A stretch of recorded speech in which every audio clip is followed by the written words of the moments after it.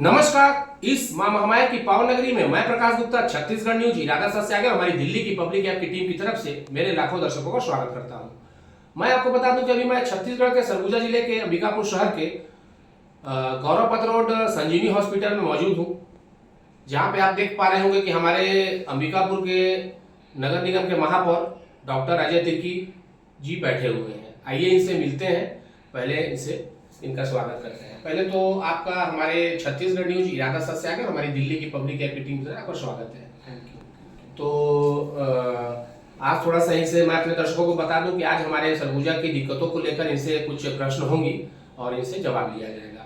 तो महापौर जी, पहला सवाल मेरा आपसे ये है कि हमारे सरगुजा का जो नगर निगम क्षेत्र की जो सड़कें हैं उनका जो है बद से बदतर हाल हो गया है और दिन भर लोगों को डस्ट का सामना करना पड़ रहा है। तो ये जो है क्या कारण है कि नहीं बन पा रहा है, उसके संबंध में अपनी राय साझा करिएगा। अभी चूंकि इस बार बारिश भी ज़्यादा हुई है और बारिश के बाद में हमेशा सड़कों का मेंटेनेंस चालू किया जाता है। अभी हालांकि डेट भी अभी नहीं हुआ है, 15 अक्टूबर के बाद ही डामरीकरण का कार्य शुरू किया जाता है, चाहे वो कोई भी विभाग हो, PWD मैनुअल के अनुसार।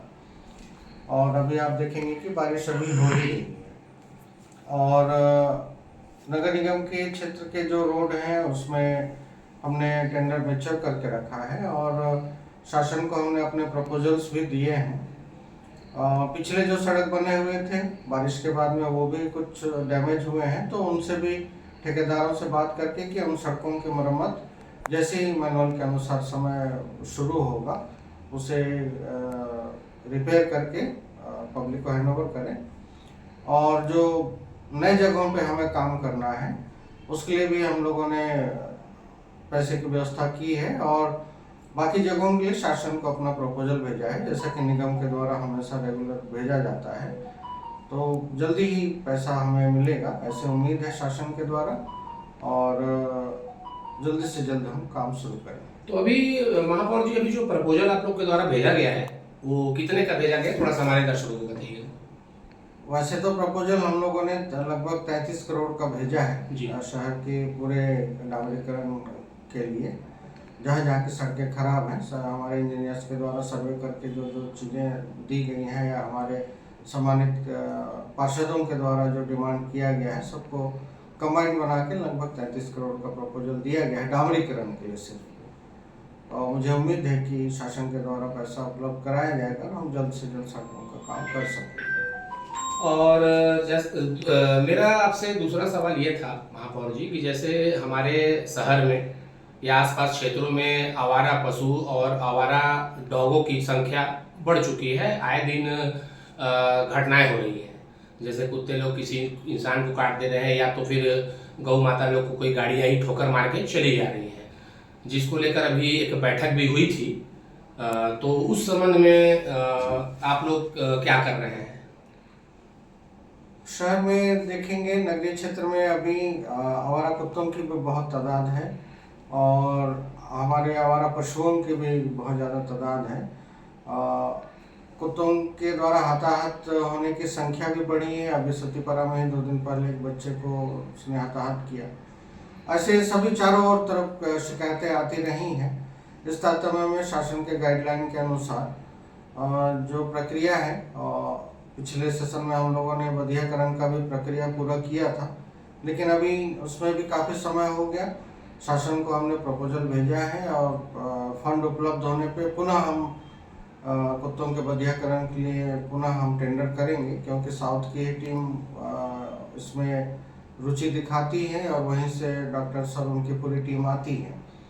तो इसमें हम लोग शासन के गाइडलाइन अनुसार जरूर जल्दी कार्रवाई करेंगे।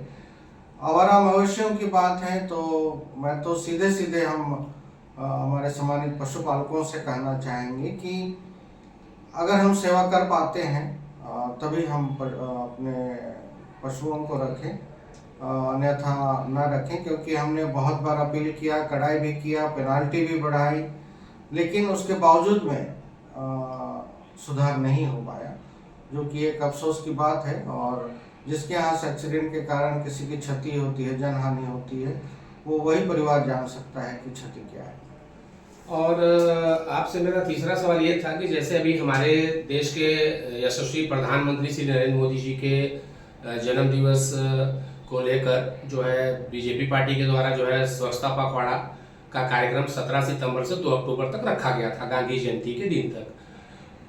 वो कार्यक्रम तो अब खत्म हो गया, लेकिन कई जगह महापौर जी अभी भी जो है गंदगी का अलग जो है मतलब जो है जैसे अंतर्राज्य बस अड्डा हो गया, और जैसे कई जगह हैं जहाँ पे नगर निगम के कर्मचारी नहीं पहुँच पा रहे हैं, तो उसके लिए आप लोगों क्या रणनीति मतलब रहेगी आपकी?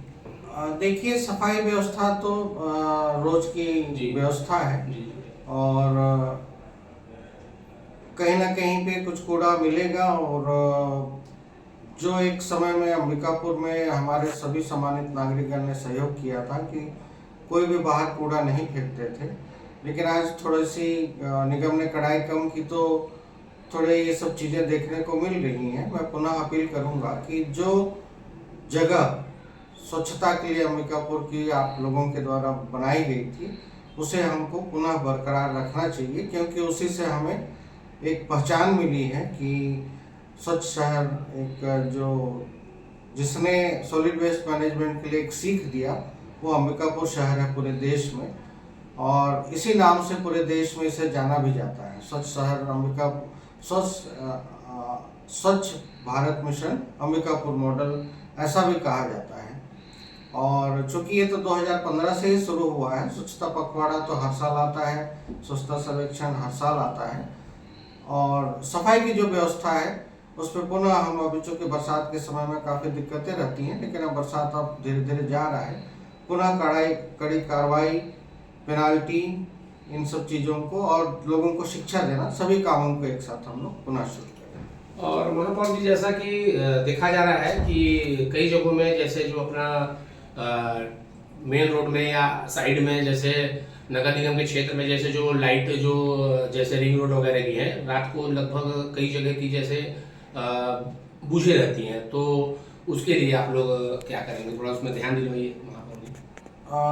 नगरीय क्षेत्र में जो स्ट्रीट लाइट की बात है, जो रिंग रोड में बीच में काफ़ी शॉर्ट हुआ, कोई कभी बिजली गिरने के कारण एक 40-100 बल्ब चले गए शॉर्ट होने के कारण, वो प्रक्रिया अभी चल रही है। आप देखेंगे कि मैक्सिमम लाइट अब जलने लगी हैं, वो धीरे धीरे करके पूरी कर दी जाएगी, क्योंकि 450 रोड, सिर्फ रिंग रोड में 450 पोल हैं, तो सभी के सर्किट को पुनः रिपेयर किया जा रहा है, जैसे जैसे बनता जा रहा है लाइटें जलाई जा रही हैं। और जैसा कि आप महापौर तो ही हैं और पेशे से डॉक्टर भी हैं, इतना बड़ा आप संजीवनी हॉस्पिटल चला भी रहे हैं, तो स्वच्छता और जैसे अभी बीमारी जो फैल रहे हैं जैसे मौसमी, जैसे मौसम चेंज होने के कारण, तो उस संबंध में हमारे लाखों दर्शकों को आप क्या राय देना चाहेंगे?